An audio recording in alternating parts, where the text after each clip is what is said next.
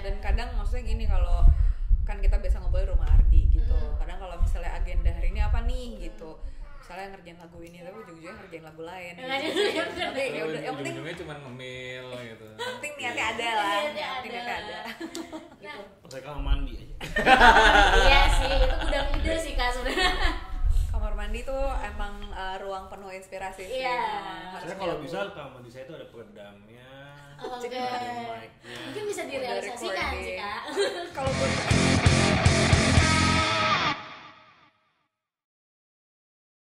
Hai, balik lagi sama gue Nada di High Pots Kisum. Hari ini kita lagi bareng sama kakak dari 10 to 5. Hai. Hari ini ada Kak Thomas, Kak email dan Kak Ardi. Ya, kita hari ini pengen ngobrol-ngobrol seru tentang perjalanan karir musiknya 10 to 5 sama baru-baru ini 10 to 5 baru rilis single ya Oh Kak iya. ya. Bertajuk Sirna. ya. Ya, Nah, mungkin kita mau ngobrolin Sirna dulu nih Kak. Boleh. Nah, Sirna ini kan ngomongin tentang kesehatan mental ya Kak ya. Lagunya. benar. Boleh diceritain nggak Kak kenapa bisa tema lagunya ngangkat itu? Ya karena pas pandemi itu aku lihat banyak banget dampak dari pandemi itu ke kita, ternyata luar biasa juga tuh. Iya. Perceraian, perpisahan segala macam itu sampai menyebabkan ini juga depresi segala macam kan. Cuman itu belum jadi perhatian orang banyak gitu ya kan. Akhirnya ya aku coba untuk bikin lagu tentang itu supaya supaya orang-orang banyak Lebih aware aware. soal mental ini ya. Nah, tapi itu kan berarti Kak Thomas yang bikin ya, yang nulis lirik juga. Untuk Kak Inul sama Kak Ardi sendiri ada kontribusi langsung juga nggak di single Sirna ini? Ya kita nyumbang makanan. Pas workshop ya. Iya, seperti itu. Dan suara aja gitu. Iya. Kalau untuk lagu Sirna, kita kan kalau di 10 to 5 karena terbiasa ngumpulin song bank gitu ya. Jadi siapapun yang punya ide lagu atau misalnya konsep, mau itu cuman voice note bentuknya atau itu dikumpulin di satu drive ceritanya gitu. Nah, jadi emang pada saat itu Thomas udah datang dengan lagu yang emang udah komplit lah istilahnya gitu. Jadi udah ada chords gitarnya, ya udah ada liriknya. Aku sama Ardi itu lebih kayak untuk menyempurnakan aja sih gitu. Terus misalnya kayak mungkin bagian ini enak di sini, bagian jadi, tapi secara lirik dan lagu udah hampir 80% udah jadi dari datang dari Thomasnya gitu. Nah, sebelum melepas single Sirna ini, ada nggak Kak kesulitan sebelumnya untuk single ini sendiri, atau ada perasaan nggak puas di bagian mana gitu? Apa ya, nggak Kalau nggak puas sih pasti nggak puas ya. Kita nggak pernah puas sama hasil kita sendiri. Iya. Sebetulnya. Dan selalu baru sadarnya baru telat kadang-kadang. Kayak misalnya kayak Udah rilis nih. udah rilis nih gitu, harusnya kurang ini gitu. Nah, biasa itu muncul karena komen-komennya Kadang pendengar kayak atau baru sadar gitu loh, maksudnya kayak baru sadar ya biasa lah ya selalu Iya, kayak iya. gitu ya. Kalau udah rilis baru kayak aduh tau gitu ditambahin ini misalnya gitu. Jadi ada kayak gitunya tuh selalu ada di setiap lagu ya, nggak cuman Sirna aja gitu. Tapi karena memang kalau buat Sirna nih mungkin kasusnya adalah karena kan waktu itu juga memang sudah deadline ya sebenarnya gitu. Terus kita kan untuk lagu ini pengecualian kan kita sebelumnya sudah tidak ada label ya, misalnya kita independent. Dan untuk yang kali ini lagu ini diambil oleh label 12 Wired gitu. 12 Wired ini adalah anak perusahaannya dari 88 Rising tapi untuk local division gitu. Jadi ya ada tenggat waktu gitu loh, dan terus kita mikir juga, dan ya mungkin mereka juga ada ini sendiri, ya udah akhirnya ya sudah di itulah yang keluar ya. Nah, selain ingin menyampaikan pesan untuk kepedulian orang-orang terhadap kesehatan mental, apalagi ada nggak Kak pesan lain yang pengen disampaikan dari Sirna ini? Ini sih lebih ke harapan sebenarnya. Jadi kalau yang aku lihat gitu, pandemi itu banyak banget bikin kita banyak masalah ya, gitu, menambah masalah yang udah normal aja banyak masalahnya. Ini tambah lagi masalah baru. tambah masalah baru. Ya tapi di balik semua masalah itu sebenarnya harapan itu masih ada sih. Kayak aku lihat teman-teman aku semuanya yang lagi menghadapi masalah, mereka akhirnya juga timbul harapan lagi gitu, timbul harapan lagi. Ternyata aku baru nyadar tuh ternyata harapan itu selalu ada gitu, walaupun kita lagi masalah gitu, tapi tetap harapan itu selalu ada gitu. Berarti kan bisa dibilang Sirna ini adalah hasil dari pandemi, bisa dibilang gitu nggak sih Kak? Hasil dari pandemi. Ada lagi nggak Kak karya terbaru 10 to 5 nih yang materinya tuh udah beres sejak pandemi itu? Pandemi Ada sebenarnya single yang sebelumnya juga Salahkan Kita juga termasuk yang produksi pandemi juga tuh gitu, meskipun lagunya udah dibikin udah lama. Terus yang Mas Aku Rindu juga, Mas Aku Rindu itu juga lagu pandemi, karena itu tentang long distance yang nggak bisa ketemu karena pandemi, nggak bisa pulang dan lain-lain gitu. Jadi ya pandemi sebenarnya kita banyak ini aku yakin sih semua musisi di saat pandemi kayak semua sangat produktif kayaknya, karena itu yang bisa kita lakukan kan gitu di rumah gitu, adalah bikin lagu, bikin lirik atau apa. Jadi ya produksi pandemi sebenarnya cukup banyak. Nanti kita lihat sih mana yang akan kita rilis lagi gitu setelah ini. Sebenarnya di awal kita malah punya rencana bikin satu album itu khusus lagu-lagunya yang tentang pandemi gitu. Tapi cuman kesini mungkin kita berubah aliran, kita berubah aliran religius. Kita dapat hikmah dari pandemi itu, ternyata kita lebih banyak hikmah memang pandemi. Oke. Nah berarti bisa dibilang juga 10 to 5 kalau misalnya untuk bikin materi baru, bikin lagu baru tuh nggak harus yang kita ngumpul dulu nih terus baru kita masak nih, godok semua. Kemarin pas lagi pandemi aja kemarin. Kalau biasanya kita selalu ngumpul, kalau normalnya kita selalu ngumpul. Setiap satu hari itu di seminggu pasti kita ngumpul. Untuk ngobrolin apapun, bikin lagu, ngobrol, nongkrong aja. Workshop aja lah gitu. Dan kadang maksudnya gini, kalau kan kita biasa ngobrol di rumah Ardi gitu. Kadang kalau misalnya agenda hari ini apa nih gitu, misalnya ngerjain lagu ini tapi ujung-ujungnya ngerjain lagu lain gitu. Tapi ya udah, yang penting ujung-ujungnya cuma ngemil gitu. Penting niatnya ada lah. Niatnya ada. Nah, sepanjang perjalanannya 10 to 5 nih Kak, yang paling sering ngasih ide tema lagu tuh siapa Kak? Hampir rata sih. Hampir rata sekarang gitu. Kalau dulu kan mungkin maksudnya kalau 10 to 5 era dulu gitu ya, kan selalu yang bikin lagu tuh antara aku, Robin atau Arif gitu. Karena ya yang lain mungkin tidak terlalu pede untuk bikin lagu gitu, jadi akhirnya udahlah, emang kebetulan yang produktifnya memang aku, Robin dan Arif. Cuman kali ini kayak kita membebaskan aja gitu, ya udah siapa aja lah yang punya ide lagu, coba taruh aja dulu. Ya makanya itu se-raw atau sementah cuman voice note, nyanyi kayak misalnya ada nada gitu, cuman kayak nada bisa cuma gitu doang, tapi ditaruh di voice note kan dikit kan, kita ada tune-nya tuh gitu. Ya udah, jadi itu ditaruh aja dulu gitu. Jadi file-nya mentah-mentah banget. Oke. Nah, aku penasaran sih kalau misalnya kayak gitu, biasanya kakak bertiga nih kalau misalnya dapat ide lagu atau ciptain lagu tuh harus dalam suasana hati tertentu nggak sih Kak? Kayak harus sedih dulu, harus seneng dulu, apa ada ritual dulu gitu? Pakai kamar mandi aja. Iya sih, itu gudang ide sih Kak sebenarnya. Kamar mandi tuh emang ruang penuh inspirasi sih. Saya kalau bisa kamar mandi saya itu ada peredamnya. Mungkin bisa direalisasikan sih Kak. Kalau buat penyanyi juga, kalau nyanyi di kamar mandi terasa lebih bagus emang. Iya sih. Jadi reverb-nya bukan penyanyi gitu. Itu rahasia umum gitu kan. Jadi yang non penyanyi aja udah ngerasa bagus, apalagi penyanyi lebih kayak gila suara gue gitu.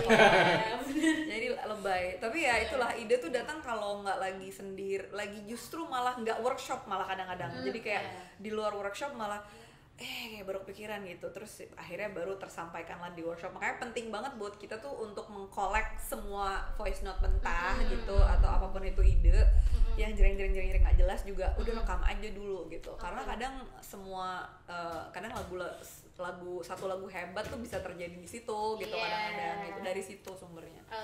Kalau aku malah nyebelin sih, biasanya ide itu datang ketika pengen tidur. Udah pengen merem gini terus tiba-tiba ada nada gitu di kepala, aduh harus bangun lagi ngerekam lagi gitu. Karena kan dini hari itu emang jam-jam kreatif tuh Kak biasa orang kan. Udah pengen tidur. Buat yang insomnia biasa gitu. Iya, insomnia. Pasti suka adanya datangnya pas udah mau ngantuk. Datang ide. Nah, kalau misalnya kayak gitu, Arif langsung bangun lagi. Kadang kalau males ya udahlah. Kalau kayaknya enak nih nadanya, baru niat tuh, aduh bangun rekam dulu gitu, terus tidur lagi. Nanti itu yang dikumpulkan, nanti baru digodok bareng. Besok belum tentu ingat soalnya. Oh iya deh. Bangun semalam apa ya, lupa. Bener. Udah lupa. Nah, kalau misalnya kayak Kakak kalau dengerin lagu apa sih biasanya? Lagu, semuanya sih banyak. aku. Nah, dari itu Saya lagu religi tetap ya, berhubungan dengan religi. Orangnya nggak religi sudah. Iya, pendiriannya dulu aja. Niatnya aja dulu. dengerin. Iya. Influensinya dulu aja. Nah, iya benar. Nah, ya lagu apa nih kayak yang berpengaruh besar untuk karya-karyanya Ten to Five? Oh, beda-beda sih kalau Beda-beda. macam-macam. Mungkin boleh disebutin. Apa deh? Satu yang paling ini deh, yang paling just. Satu yang paling Apa ya? Duh, macem-macem sih kita soalnya. Kamu aja kayak dulu. pop deh sebenarnya, kayak pop kalau Ardi. Religi tadi Kak. Religi kayak pop kan ada. Oh ya. Jadi kayak contoh Sirna ini kita kurang lebih itu referensinya dari si We Could Be in Love Lea Salonga ya, kalau nggak salah ya. 90s ya. Ini pergi. Terus We Could Be in Love, ini kayak mereka angkatan 90 nggak nih? Paham nggak nih? Iya kan? Ngerti nggak nih? Yang 90-an. nonton ngerti deh. Coba-coba. pokoknya kalau untuk 10 to 5 macem-macem sih, kayak nggak ada yang spesifik sih. Kayak misalnya kita lagi buat lagu gitu kayak, wah ini kayaknya referensinya ini nih, oke nih gitu. Jadi emang macem-macem sih, kita luas sih. Luas ya. Iya sih. Maksudnya kebetulan emang tergantung nih lagunya mau kayak dibuat ke arah mana dulu, baru mungkin kita kayak mengkerucutkan, oh ya oke lah, mungkin kita harus dengerin referensi ini gitu. Ya, kebetulan emang kayak kita kan emang born in 90s ya masalahnya, jadi gede dengan musik-musik 90-an, jadi emang musik-musik 90-an masih jadi pengaruh besar sih kalau buat kita gitu. Nah sejauh ini Ten to Five tuh lebih seneng bikin lagu sedih atau cinta yang menyenangkan sih Kak? Kebetulan sebetulnya pengennya menyenangkan. Oke. Tapi jadinya selalu biasa. galau. Galau ya. Soalnya kok gini banget ya lagunya ya. Nah, mungkin permintaan market juga jatuhnya kayak maunya yang galau. Iya, yang galau tuh emang laku sih Kak. Kadang-kadang yang hype itu kayak malah kayak nggak aduh gitu, kayak udah next langsung kayak gitu. Jadi ya itulah buat Ten to Five ya. Mungkin buat band lain berbeda. Benar. Iya sih, kalau lagu aku sendiri sih pribadi kalau dengerin Ten to Five tuh emang buat galau sih kan. Iya, betul. Tapi jangan dong. Jangan ya. Masa ingat kita kalau lagi galau doang? Ih jangan ya. Kalau aku sayang klipnya juga dong. Iya dong. Iya. Nah, sepanjang 24 tahun perjalanan nih Kak. Aduh, ada banyak nggak? banget. Iya. Aduh, lumayan ya. Kita masih 18 tahun loh sebenarnya. Oh, 18 tahun. Karena dari tahun produksi, maksudnya dari industri musik 2004 kan. Oke. Jadi masih Iya. 18 tahun. Mungkin kalau dihitung dari terbentuknya Ten to Five 98, iya ditambah berapa tahun? Iya, 24 tahun. Iya. Seumuran. Aku lahir Ten to Five lahir juga. Nah, ini ada nggak Kak dari segudang lagu Ten to Five tuh lagu yang kalian punya love hate relationship nih sama lagu ini, yang kayak sebelumnya untuk dilempar ke publik kan kayak kurang nih lagunya, tapi ternyata tuh booming gitu.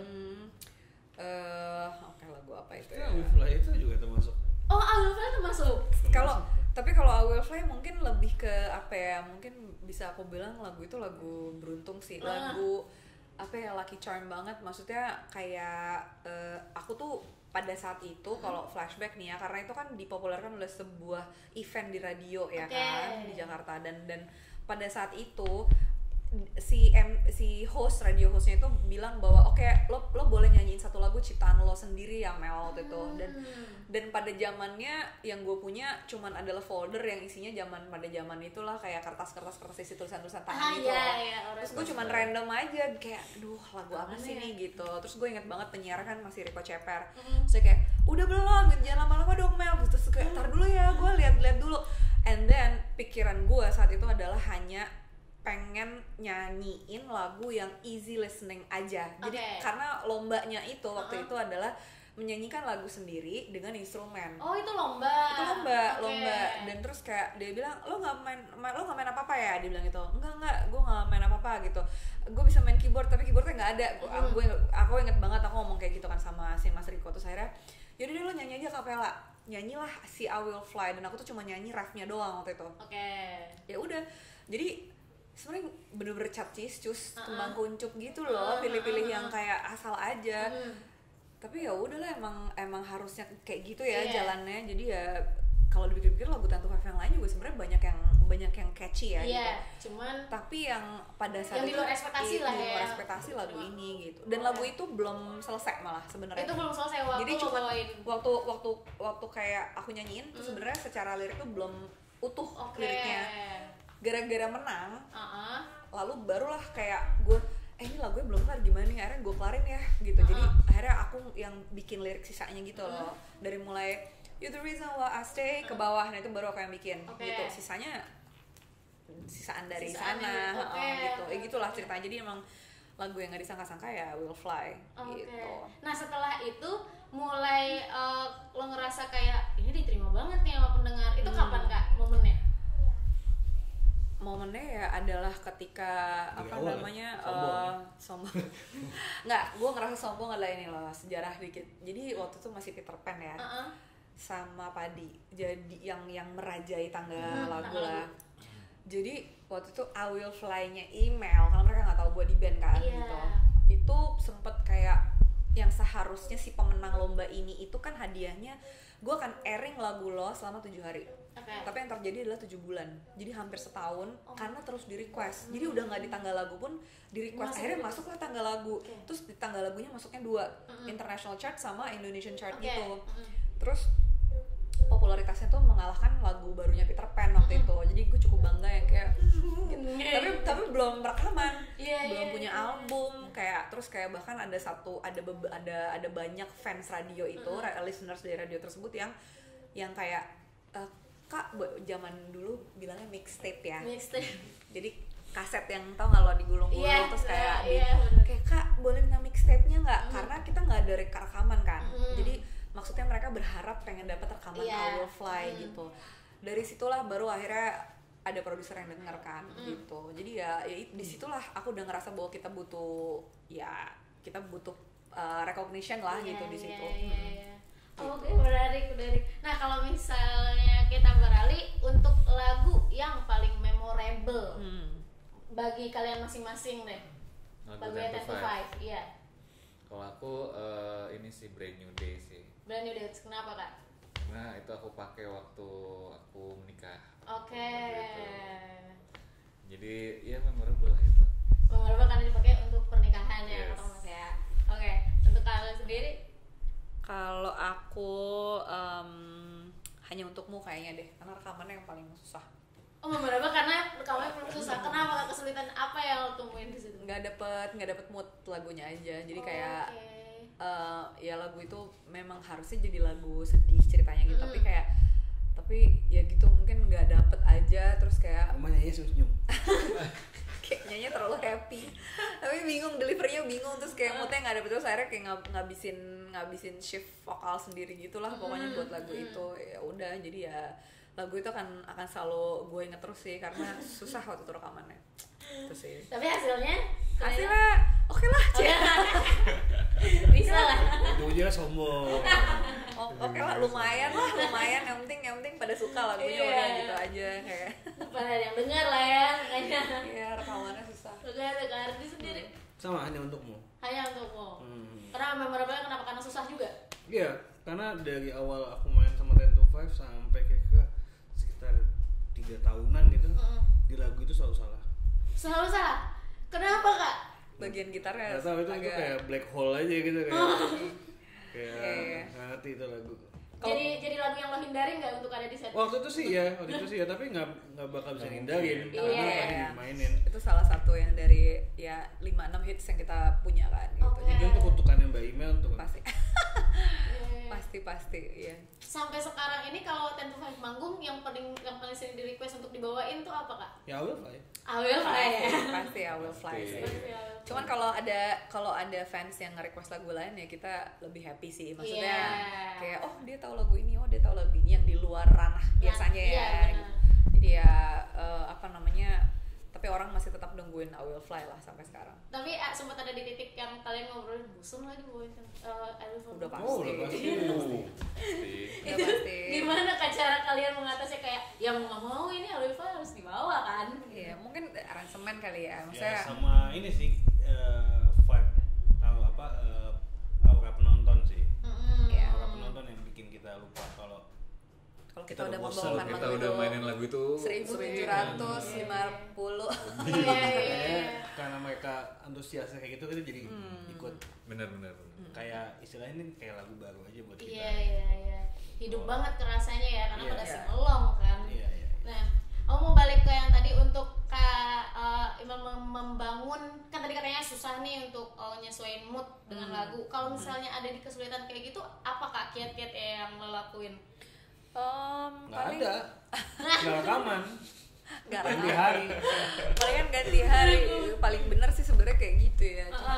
Cuman itu kalau rekaman ya gitu. Kalau rekaman mungkin antara bisa oke kita coba break dulu lalu nanti kita kayak rekaman lagi gitu atau enggak ya udah chill dulu deh gitu, ngobrol-ngobrol dulu, makan, ngopi atau apa gitu. Tapi kan tetap nggak bisa dihindari ya gitu. Jadi kadang kalau udah nggak dapet, aku mendingan oke boleh kita coba besok nggak gitu karena ya atau mungkin aku tipe yang rekaman sebenarnya nggak bisa rame-rame gitu. Jadi kalau emang misalnya jadwalnya aku lagi recording ya udah aku aja yang datang gitu. Maksudnya lebih fokus lah kayak gitu, lebih enak kayak gitu. Soalnya juga kalau rame bocor kan suaranya. Kalau rame jadi rumpi, nanti kayak ujung-ujungnya aku Rame ya, aku ribut gibah. soalnya Iya, ya udah gitu aja sih sebenarnya. Oke. Nah, selama ini 18 tahun ya Kak tadi berarti ya ininya 10 to 5. Apa nih Kak mimpi dan cita-cita dari 10 to 5 yang pengen kalian capai lagi nih? Oh jadi konglomerat. Belum. Amin. Aduh apa ya? Mungkin kalau ngomongin terdekat dulu lah ya, nggak usah muluk-muluk Jauh-jauh. gitu. Yang terdekat tuh pengen, yang pasti pengen kita job kembali lagi kayak dulu, terus pengen konser sih sebenarnya, pengen konser yang terutama album 2019 yang masih ngutang kita promoin gitu, karena kan waktu kita bikin album 2019 lalu 2020-nya pandemi kan, gitu. Jadi album ini sama sekali nggak kedengeran nih sebenarnya gitu, padahal materinya bagus-bagus, jadi ya mungkin kita pengen nggak, gue yakin tuh bagus kok. Jadi sombong terus sombong. Nggak apa, harus meningkatkan kepercayaan diri. pengen di konserin sih, sayang banget kalau enggak gitu soalnya. Jadi ya kayaknya itu satu-satunya album yang apa ya ibaratnya tanpa usaha marketing karena memang Bisa. no choice. Iya. No choice kan, karena saya pandemi. Iya, At least benar. kalau kita udah usahain marketing atau kita bahkan konserin dulu, kita baru tahu apa namanya animo dari audiens gimana. At least kita tahu lah gitu. Nggak mau ngadain showcase aja Kak untuk album itu? Panggung sih mendingan kayak ya kita coba bikin mini konser juga nggak apa-apa lah gitu. Tapi yang penting bentuknya konsepnya konser gitu. Tapi untuk dalam waktu dekat ini 10 to 5 mau manggung, ada manggung jatuh manggung di mana Kak? Di terdekat sih kayaknya tanggal 9 ini nih Tapi di itu internal sih ini corporate. Oh, oke. Corporate events. Cita-cita belum, aku masih punya cita-cita buat bikin lagu anak sih sebenarnya. Lagu anak. Oke, kenapa Kak? Karena sekarang nggak ada lagu anak-anak. Nggak ada lagu khusus Udah buat anak-anak. yang nggak original. ada. Halo Papa Tibob, apa kabar? Papa Gitu. Tibob. Jadi ya pengen banget bikin lagu yang buat anak-anak. Iya, berarti bisa dibilang Tentu mau menjangkau pendengar anak-anak juga nih ya. Iya. Ibu dan anak-anak nih. Sama Sebenarnya orang-orang juga. tuanya sih. Orang tuanya. Iya benar. Iya, orang tuanya kan udah sangkatan kita soalnya, iya kan. Jadi yang udah punya anak-anak kecil ya pasti relate lah gitu. Iya. Jadi ya kalau sekarang itu lagu anak yang original kita jarang ya nemuin. Kalau dulu kan misalnya kayak dulu kan Joshua waktu zamannya penyanyi cilik ya, bahkan Agnes Mo zaman penyanyi cilik, atau siapa dulu yang Kuek lah. Iya, oke, Kuek. Libur telah tiba itu siapa? Tasya, terus Sherina gitu. Semua kan udah pada gede ya gitu. Hanya maksudnya mereka tuh nggak ada regenerasi masalahnya gitu. Jadi itu loh yang kayak kita kita harapkan lah gitu. Nggak ada regenerasi karena ya udah itu doang sih. Dan jadinya karena tidak ada regenerasi, jadi tidak ada yang menyanyikan lagi lagu-lagu anak original gitu. Nah, tapi kalau misalnya kayak gitu tuh sebenarnya romantiknya apa Kak? Apakah karena kalian udah menjadi seorang orang tua kah? Atau gimana? Salah satunya itu Lebih pasti. ke lebih ke ini sih. Memang gak ada trigger aja sih ya, siapa ya yang populer ya? Maksudnya di zaman sekarang maksudnya enggak. Ya emang kalau karena nggak ada aja lagu Iya, anak kecil. memang karena nggak ada juga sih. Karena gini, kebetulan banyak kasus anak-anak itu speech delay itu karena bahasa. Yang mereka tonton adalah selalu bahasa asing.